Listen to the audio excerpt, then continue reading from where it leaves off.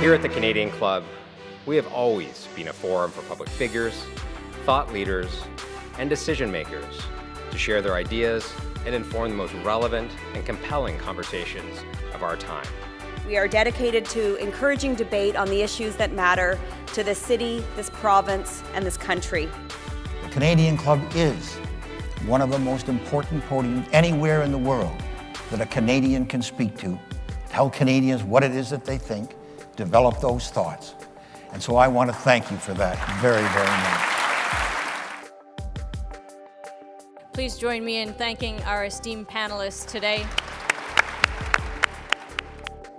Through our programs and events, including our youth and young leaders programs, our diversity partnerships, our joint events, and our media and social media opportunities, we offer you access to dynamic political, social, and business figures from abroad and right here at home. The platform from which the eloquence of Canada has flowed all of that time, whether it be business, education, politics, sports, arts, and culture. If someone wants to say something to Canadians about this country and about the future of this country, this is the venue you choose. Good morning. Good morning, Canadian Club members and guests. I hope you've had a time, the opportunity to catch up with some old friends and possibly make some new ones as well over breakfast. My name is Joseph Lowe, President of Canadian Club Toronto, and I am delighted to be your host today. I appreciate those who have joined us online this morning as well, thanks to the AV services of Van Valkenburg Communications and LiveMeeting.ca. When you participate in a Canadian Club event, it's guaranteed to be an interactive experience, so we certainly want to hear from all of you, whether you're here in the room or joining us online. So what questions do you have for Ontario's Minister of Finance? If you have a question for the Minister, please jot it down on the Q&A cards that you'll find at your tables, and if you're online, do hit the Submit a Question button on the right-hand side of your screen, and we'll get your questions that way as well. We are deeply appreciative of the generous sponsorship provided by CPA Ontario, Bruce Power, PwC, and TD, whose representatives are part of our head table today. Thank you for making this event possible. And thank you to our season sponsor, Canadian Bankers Association, for their continuing support as well. I would also like to welcome a table of young leaders sponsored by Simon Dwyer from Bell Canada. These students are joining us from Toronto Metropolitan University's Leadership Lab. Guys, stand up and be recognized.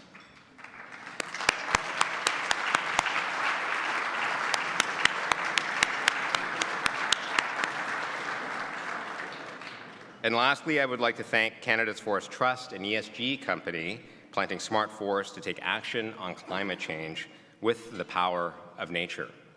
I'm pleased to share that our partnership will reduce the carbon footprint of our entire season of Canadian Club Toronto events. And now at this time, I would like to invite Carol Wilding from CPA Ontario to introduce our speakers of the day.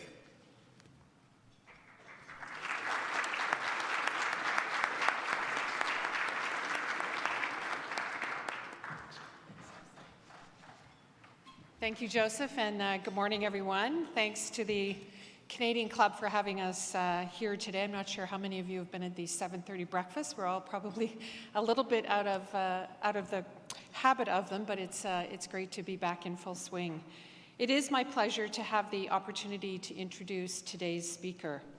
As Minister of Finance, the Honourable Peter Bethlenfalvy knows the benefit that CPAs bring to decision-making, as well as the critical knowledge, analytical skills, and ethical mindset that our profession is known for. Those qualities of value creation and looking to the long term have never been more important, especially during times of uncertainty. Those qualities of value creation and looking to the long term are the most important as we face very uncertain economic times. This morning, we are fortunate to be joined by someone who understands the challenges and the opportunities for Ontario in the current economic context. When he last joined the Canadian Club almost a year ago, he had just released his 2021 Ontario Fall Economic Statement, and he shared with us his ambitious plan to build Ontario. And 5 months ago, he introduced a plan that will see Ontario through uncertainty to better days ahead. In the province's 2020 budget, the minister recognized the necessity of planning for the short term while building for the long term. It prioritized getting shovels in the ground on key infrastructure projects, connecting the province through highways, public transit, and broadband. The budget also recognizes that environmental and sustainability commitments are driving global supply chains and investment directions. As ESG continues to change the way that businesses make strategic decisions, CPA Ontario's members continue to lead the way by helping organizations develop their own ESG plans. We are playing our part in making this province a leader in green manufacturing. The government's plan also recognizes many of the challenges our members are hearing from their clients firsthand. For example, the rising cost of living. In recognition that prices were going up, the Ontario government provided additional tax relief for low-income workers and families. And it introduced tax credits for everything from home care and home renovations for seniors to job training for workers. With these new supports available, CPAs are helping people from all walks of life develop their ineffective tax plan. At a time when people are feeling the pressure on their household budgets, taking full advantage of tax credits and benefits can be an all-important source of financial support for many. And finally, with so many good jobs going unfilled, the government's plan is making skills training a priority. This is a critically important initiative and one that CPA Ontario strongly supports. Our members are working closely with their clients to address ongoing labour shortages and supply chain issues, particularly in the skilled trades. Tradespeople, developers, and contractors rely on our membership to support them with business planning so they can focus on the business of building our homes, our hospitals, our highways, and our public transit. With the province providing an economic and fiscal update in the coming days, I'm sure we're all very keen to hear what the minister has to say today. However, we also see that the global economy is facing strong headwinds. Growth projections are slowing, the war in Europe continues, interest rates are rising, and inflation is still top of mind for families and economists alike. We know that in these challenging times, it has never been more important to have a plan. I applaud the minister for putting forward a plan to support our economy with ambitious infrastructure investments, training supports, and an environment that encourages investment and job creation. Ontario's 100,000 chartered professional accountants are here to provide their insights, their expertise, and their strategic thinking as we navigate these challenging times together. So please join me in a warm welcome for the Honourable Peter Bethlenfalvy, Ontario's Minister of Finance.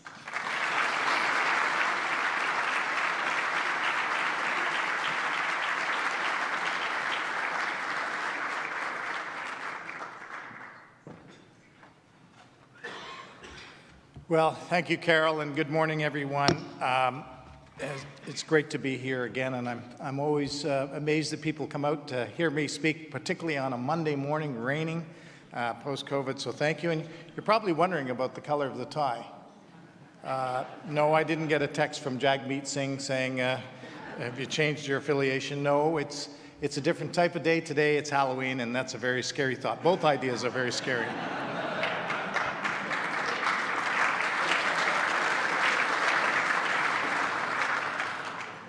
You know, over the past couple of years, our province, along with the rest of the world, faced a challenge unlike any other that we have seen in our lifetimes.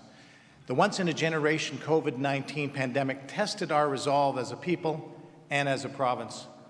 But we stood together and supported one another to get through those tough times. And today, we are navigating another challenge. Ontario, like the rest of the world, is facing challenging economic times. Et aujourd'hui, nous devons surmonter d'autres difficultés. L'Ontario, comme le reste du monde, fait face à une situation économique difficile. The province's economic recovery from the pandemic has been uneven. Despite progress in recent quarters, the real GDP in some industries that were hardest hit by that pandemic remains below pre-COVID levels. This includes the arts, entertainment and recreation, transportation and warehousing, and accommodation and food services, among others. Whereas other industries, such as retail, trade, and finance, as well as insurance, have seen GDP rise to well above pre-COVID levels. At the same time, and I'm sure everyone in the room is acutely aware of this one, our economic recovery has happened against a backdrop of rising inflation. In 2022, consumer price inflation in Ontario reached a near 40-year high. And I'm old enough to remember those times in the early 80s. En même temps, et je suis certain que tout le monde ici en est parfaitement conscient, notre reprise économique a eu lieu sur fond d'inflation grimpante. En 2022, l'inflation des prix à la consommation en Ontario a presque atteint un sommet en 40 ans. We are suffering from high inflation because, clearly, of a number of consequences, post-worldwide pandemic, and of course, Russia's illegal war on the Ukraine, which has caused supply disruptions for various industries, impacting commodity markets and further fueling inflation. While inflation eased slightly in September, the Bank of Canada, as you know, increased interest rates another 50 basis points last week. And the cost of groceries and other everyday goods continue to remain stubbornly high. Taken together, the next couple of years are likely to be marked by ongoing economic turbulence and challenges. Understandably, people are feeling uneasy about their household budgets and finances. So what are governments going to do about this? How can government support economic recovery and growth in a time of so many unknowns? The answer is that governments need to be agile, with a sensible and responsible plan to respond to any risks or challenges.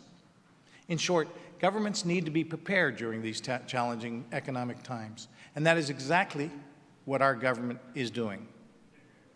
As the inflationary clouds began to form last year, our government weighed many options for supporting workers and families.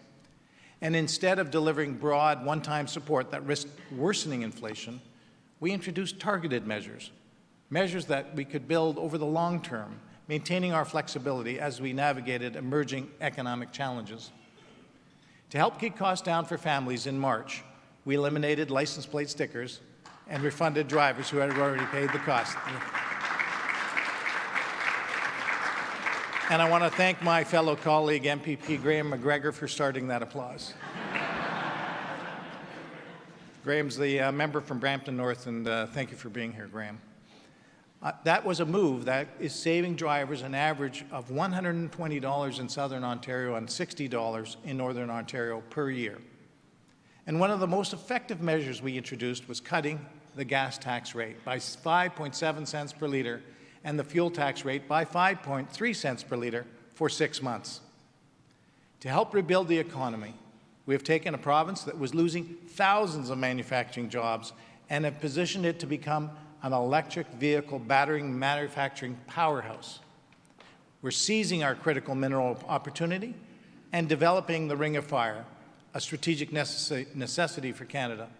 And Carol mentioned my fall economic statement from November of 2021, so a year ago.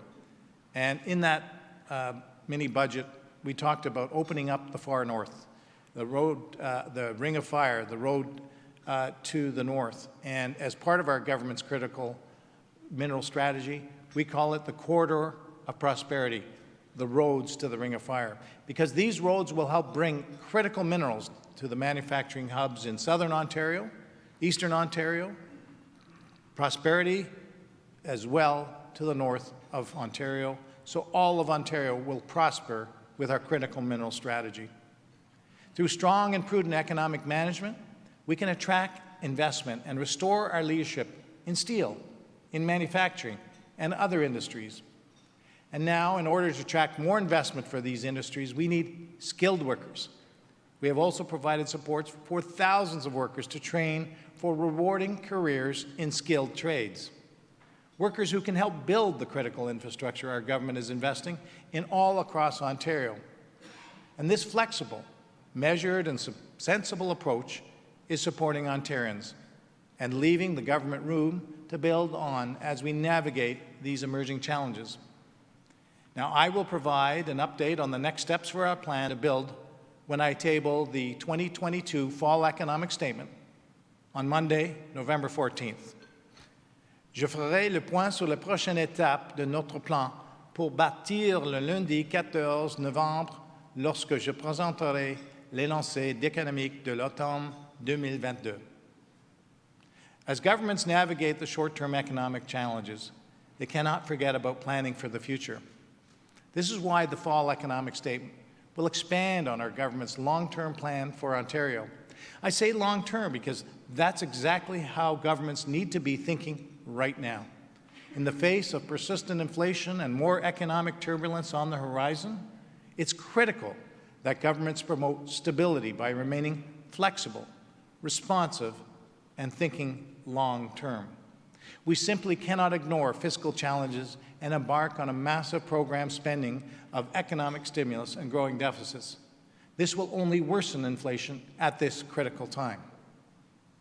After unprecedented spending in response to the pandemic, now is the time for governments to show restraint. More spending today will only make inflation more painful and drag out an economic downturn. And as we have seen in the UK recently, irresponsible fiscal policy isn't just an abstract risk. It hurts workers and families. So in our fall economic statement, we will take a different, more fiscally prudent and responsible approach. For workers, families, and businesses, uncertainty is unfortunately a fact of life right now. Our government recognizes the strain that this is causing people and businesses. And over these past few years, uncertainty on many fronts has tested us all. And the people of Ontario are now feeling the burden of continued uncertainty. The global economy will continue to see growth slow in the near term. And Ontario, my friends, is not an island. We will not be immune to it. But I'm confident in our fundamentals. I'm confident in our workers, and I'm confident in our plan to build Ontario. So one thing I am sure of is this: it's the strength and resilience of the people of this province. We have a strong plan to build infrastructure, train workers, and restore our manufacturing capacity, while keeping costs down for people and businesses. Et s'il y a une chose dont je ne doute pas, c'est de la force et de la résilience de la population de cette province.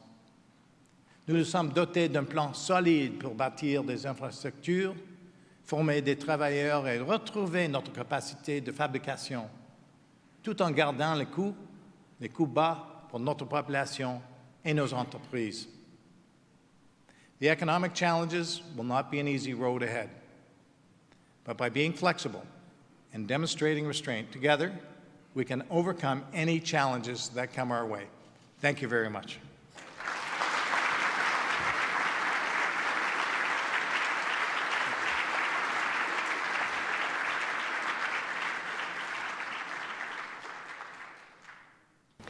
Thank you for your opening remarks. Depending on any given day, I guess, the headlines read we're in an era of high inflation, high interest rates. We've heard all of this mentioned this morning. Interest rates making their way through the economy, of course. You had mentioned some of the measures to protect the province and how to prepare the province. What have you learned, I guess, over the course of the past few years that can perhaps help prepare the province for an economic downturn? Well, thank you, Larysa, and it's good to be with you here today. And you know, I've learned a number of things. First off, inflation, which we haven't really seen these levels of inflation since the early '80s, and these interest rates. I mean, inflation got to 12%, and interest rates got to 20%. Think about that for context. So many people are seeing this level of inflation and these levels of interest rates for the first time in their lives. And the other thing is, it's hurting a lot of people. It's hurting a lot of people when you go to the gas pumps, when you go to the grocery store, when you're paying rent or you're paying your mortgage costs. So that's where governments need to have a plan. And I'm very proud of our government for moving quickly. Early this year, we moved to, as I mentioned, to lower gas prices for 6 months. We moved to take away those license plate stickers. And by the way, those license plate fees by the previous government went up dramatically, up to $120 per vehicle. Taking that away and taking the burden off the 8 million drivers in this province was a critical move. But we've done a lot more than that. We've increased the minimum wage as recently as October 1st to $15.50. That's the second highest provincial minimum wage in the country. We also, in that budget that we just recently passed, and by the way, we took that budget to the people of Ontario on June 2nd, transparently, fully costed out, full approval from the Auditor General, that the numbers all worked, and I was very happy about that as the Finance Minister. Let me tell you that.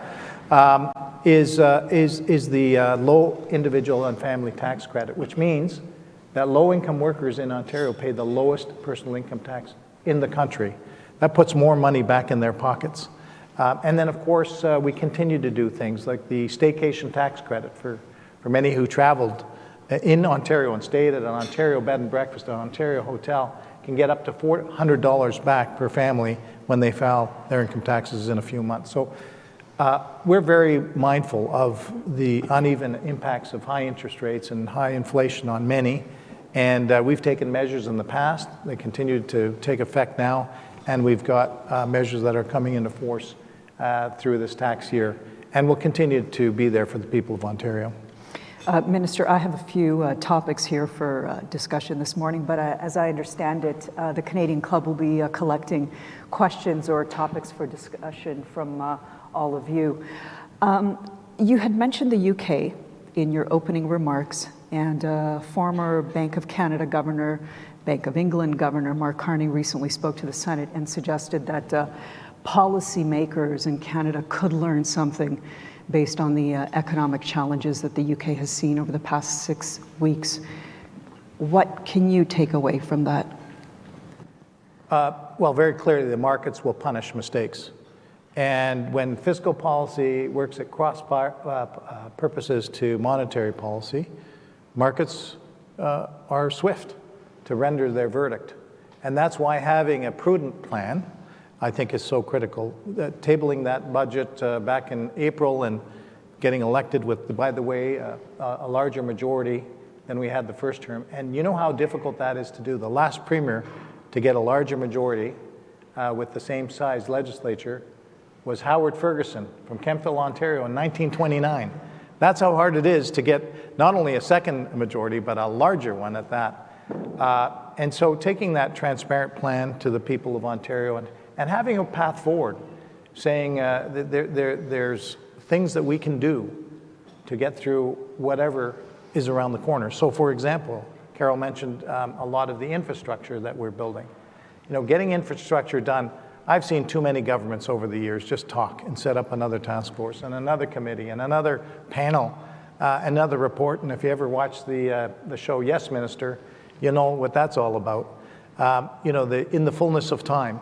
No, our view is to get it done right now. So we put shovels in the ground. For example, since the election, just a few highlights, we put shovels in the ground for the Hazel-McCallion line in Mississauga.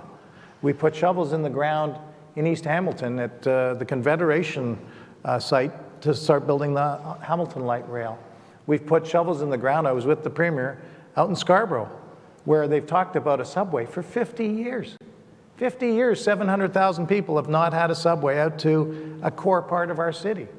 So our philosophy is, you know, not only to put out the plan, the people voted on that plan, but now to get it done. Put those shovels in the ground, get going, put the hardworking Ontario workers who support their families to work, and get it done. Let's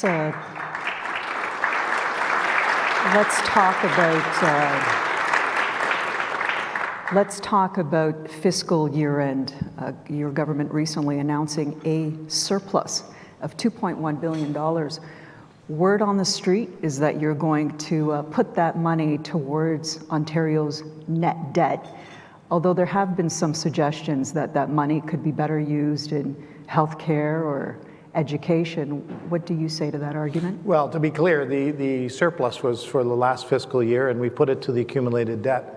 For sure. And if you look at our plan again, I'm sure many of you have read the 241 pages of my budget. But just in case you're a little rusty on some of the facts there, we put unprecedented and historic investments in our healthcare system. I mean, just look at the previous fiscal year, over $5 billion increase of investments in healthcare and long-term care. Again, in this budget, $5.6 billion. It's over $10 billion. No government in history has dedicated more funds and increases for our healthcare system. And why are we doing that? Because we inherited a system that doesn't work, a system that doesn't have enough hospitals, that doesn't have enough long-term care beds, that doesn't have enough healthcare workers, nurses and personal support workers, doesn't have enough family doctors. You know, these are the things, these are facts, it's not ideology. So we're making those investments to make sure that we're not just building but for today, but for tomorrow. And let me give you a quick example. I saw, there he is, Mohamed Lashemi. You know, about 3 years ago, at least, he said, Peter, let's support a new medical school. Let's create the first one in 50 years. Let's do it. And Toronto Metropolitan University championed a new medical school in Brampton.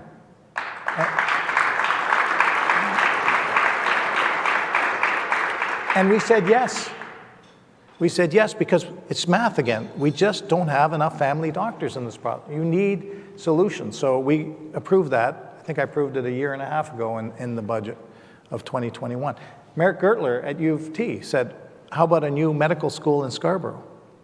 And we said yes. So we have a new medical school going up in Scarborough. First one in 100 years in Toronto. We've got a new program out of Durham, my region, where Queen's University, under Jane Philpott's leadership, and Lakeridge Health, the hospital network in Durham, are partnering in an innovative medical program solely for family physicians. So when you stream in, you stick to family medicine. You know, I mean, there's a bit of self-interest. I'm getting a little older.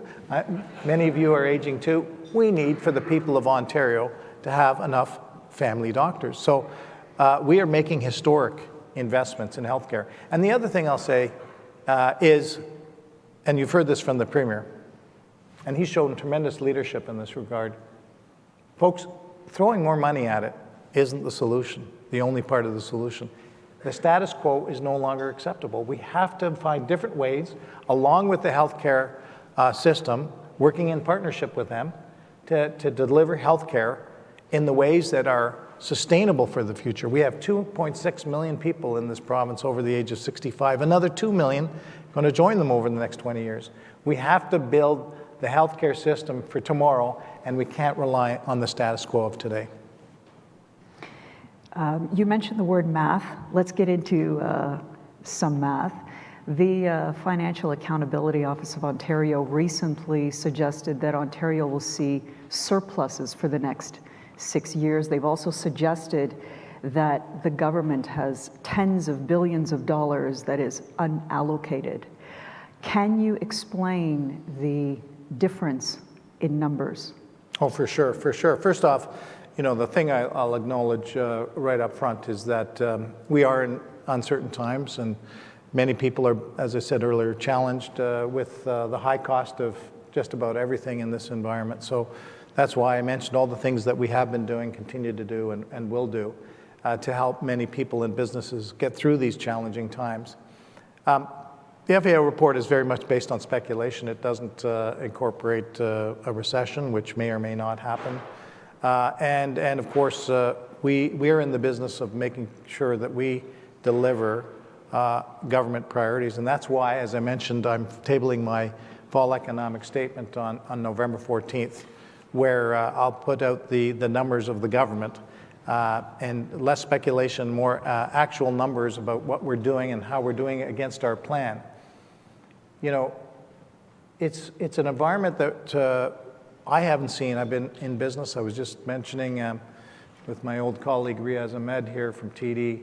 You know, when I started in 1987, on a Monday, the stock exchange went down in October 22%.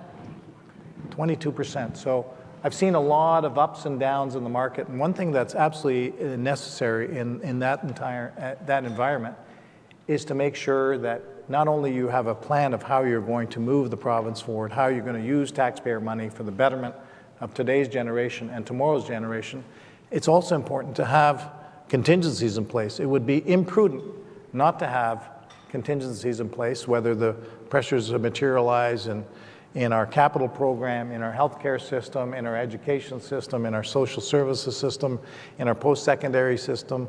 A government that is thoughtful, prudent, and responsible is what I think the people of Ontario want, and that's what we're delivering. Thank you, Minister.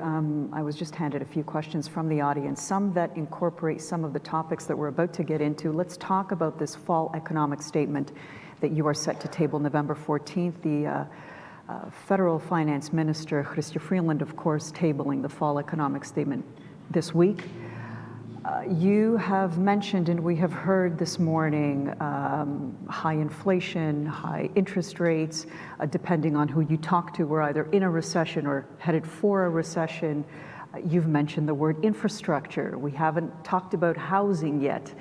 What is top of mind for you when it comes to this fall economic statement? What does that priority list look like? Well, that's a great question. You know, you touched on housing. So that's one of the areas that we're very focused on. You saw last week we tabled a plan to build 1.5 million homes over the last 10 years. And I think back to my upbringing, my parents from Hungary during World War II. And I met my mother and her brother, my grandparents, but also 3 great-grandparents. And they all lived under one roof. And they came to this great country. They got, bombs and bullets overhead. They made their way through Sweden to Canada. And they were able to find a house. And they all lived under that roof. They were able to find jobs. They were able to raise a family, put their son through university. And here he is as the Minister of Finance in Ontario. To me, that's the Canadian dream. That's what we should offer every single person that lives in this country. The opportunity to have a home, to have the ability to raise a family, to be able to put their children through school, to make sure they're safe. And I want to make sure that our government wants to make sure that the families have that same opportunity. That's why the housing plan is so critical that we tabled last week.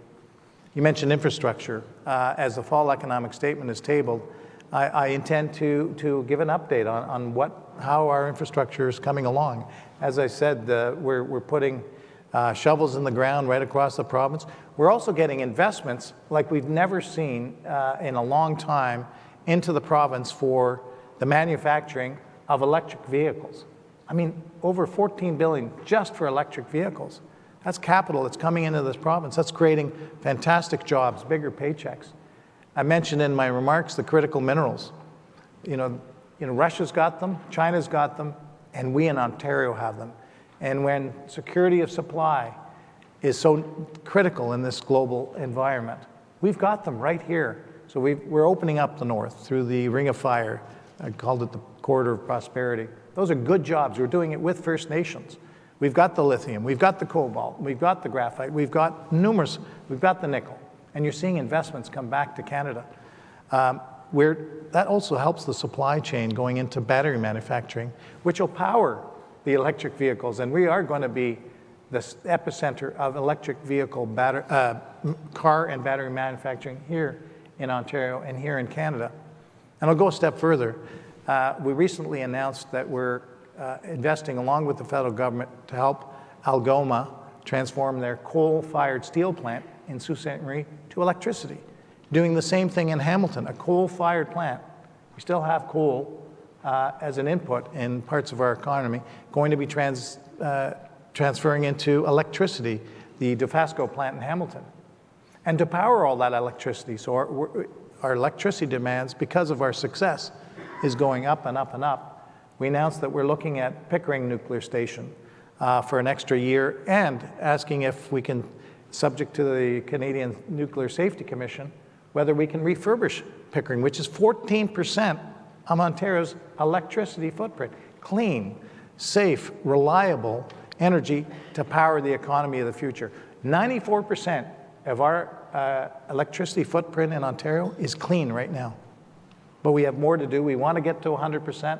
We want to convert the private sector industry off of different forms of fossil fuels to electricity, and that's all part of our plan. So that was a long answer to a short question. We're going to update the people of Ontario on how we're doing in the fall economic statement, as well as targeted supports. I mentioned in my remarks, now's not the time to open up the checkbook and broad-based supports. You've heard the federal finance minister say the same thing. But targeted supports are necessary to help those most vulnerable, and we continue to always monitor the environment to help those who need help. I'm going to ask a really long question now. The federal budget, still a few months away. Of course, pre-budget consultations underway. A question from the audience from John Ecker. What measures do you want taken at the federal level to help the provinces? And I guess on the heels of that, what's most important for you in terms of shared responsibility between the province and the federal government? What will you be looking for? Yeah, I'll start off by saying I have a very good and constructive relationship with Chrystia Freeland, and we believe in the same things of making the Ontario and Canadian economy stronger. So one of the important elements of any dialogue with the federal government is the critical minerals and the infrastructure in the north. You heard recently Chrystia Freeland talk about the security of supply, and we have that right here in Ontario. So it's time to, we put up $1 billion for the infrastructure. We're calling on the federal government to do the same, to match that investment in the far north. Another area would be, and it's been reported recently about the Canada Health Transfer. We have been lobbying the federal government for a couple of years to come to the table to talk about health for all Canadians. And the time is now. When Medicare was set up in the 70s, it was a 50-50 cost share. Now it's a 22-78 cost share. We pay 78%. We need to have a dialogue to make sure that the funding is in place and is sustainable, because our healthcare system needs to be sustainable for the long run. And I've always said a healthy people leads to a healthy economy. The two go together. Let's just expand on that health aspect. A question from the audience. We thank you for your topics and your questions. Mental needs of Ontarians has been on the rise. The government invested significantly in innovative Made in Ontario, but the needs keep growing. Will there be further supports addressed in your upcoming fiscal plans? So on the area of mental health and addictions, one of the that's been a priority for me. One of my political mentor was Michael Wilson. I was on his campaign team in the 80s in his riding association, and man, he had a work ethic. I had to pick him up at 7:30 in the morning. I didn't get up till 9 back then.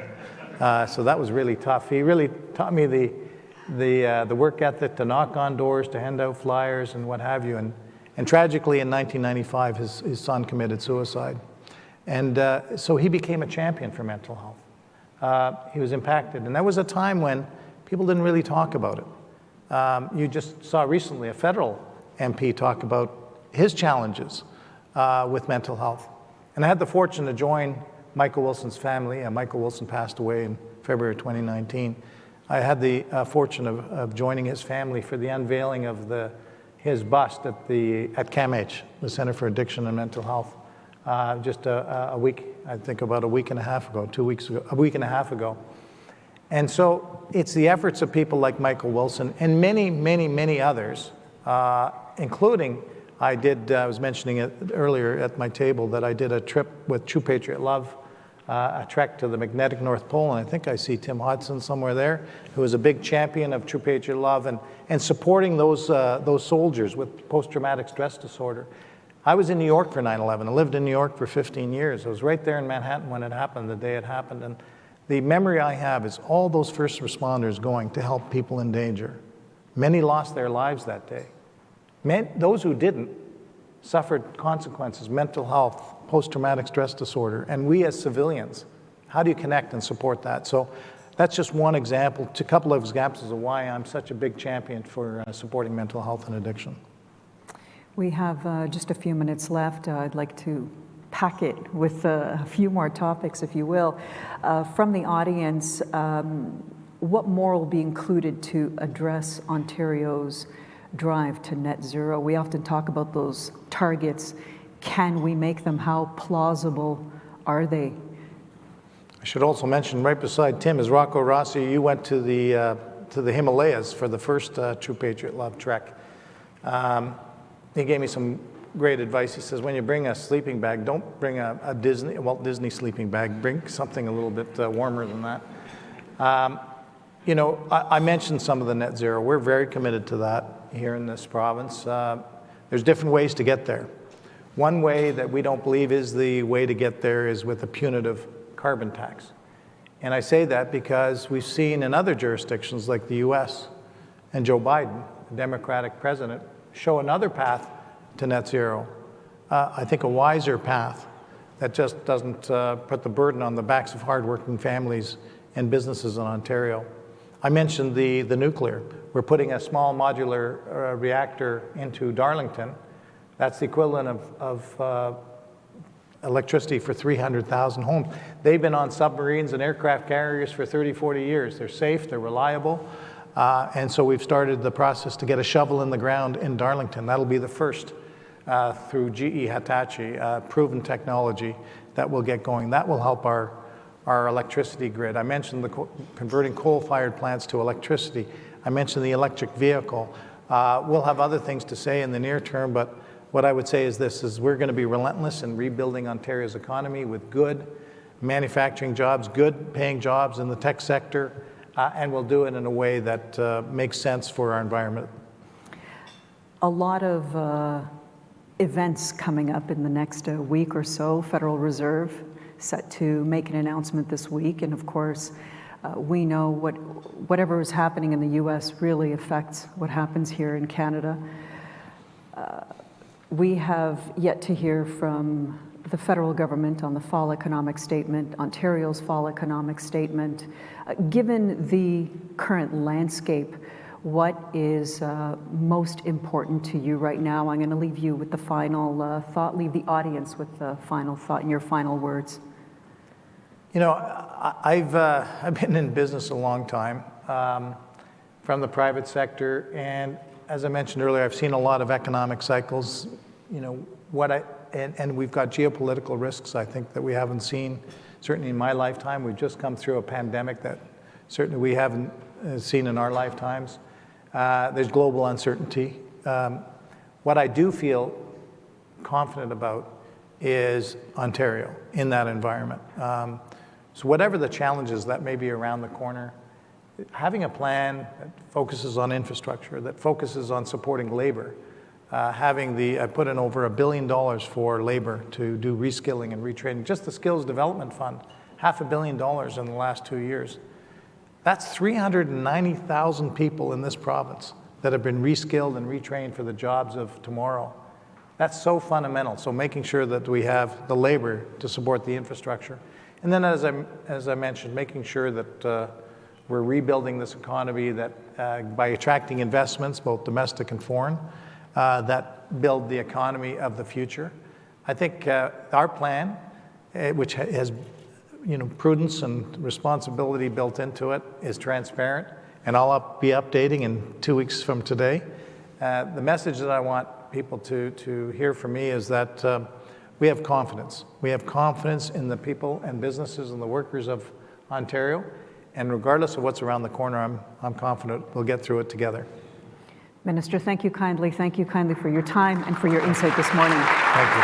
Thank you. Thank you, Larysa. Thank you.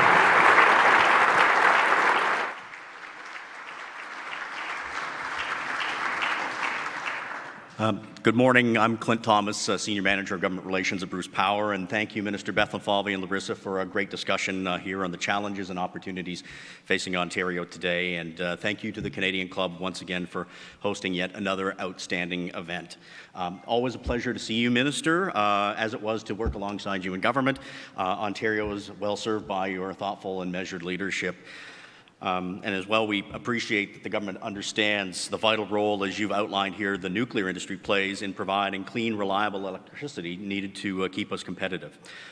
In Budget 2022, it actually devotes an entire section to Ontario's nuclear advantage and highlights Bruce Power's green bond issue last fall, which was a world first. So again, thank you, Minister. Bruce Power is proud to be leading Ontario's largest private infrastructure and clean energy project, our Life Extension Program, which is extending the life of 6 of our units. The program will secure an estimated 22,000 jobs directly and indirectly from operations and an additional 5,000 jobs annually throughout the investment program, injecting billions into Ontario's economy.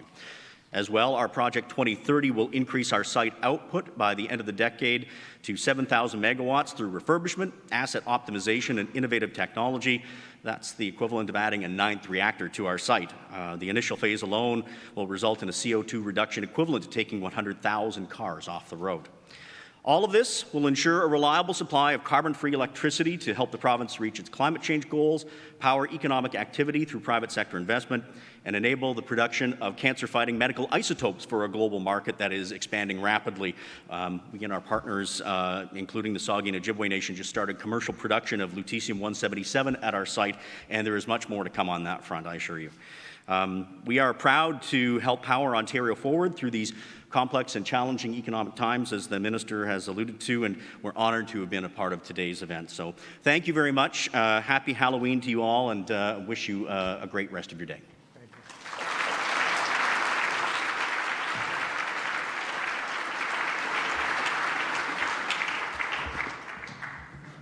Thank you so much, Clint. Before I send you all off to get on with your day, I'd like to let you know about a few of the upcoming events that we have for the balance of November. This Thursday, November 3rd, Robert F. Smith, founder and chairman and CEO of Vista Equity Partners, will be joining us at the podium. This is a unique opportunity to hear from one of the top tech investors in the world. Then on Wednesday, November 16th, the CEO of the TMX Group, John McKenzie, will be here. And on November 24th, Anthony Osler, CEO of Canadian Bankers Association, will again join us to help celebrate the CBA's 130th anniversary. Please plan to attend by visiting our website at canadianclub.org. You'll find more details there. Finally, I'd like to say thank you once again to our event sponsors, CPA Ontario, Bruce Power, PwC, and TD for making our event possible today. Thank you very much.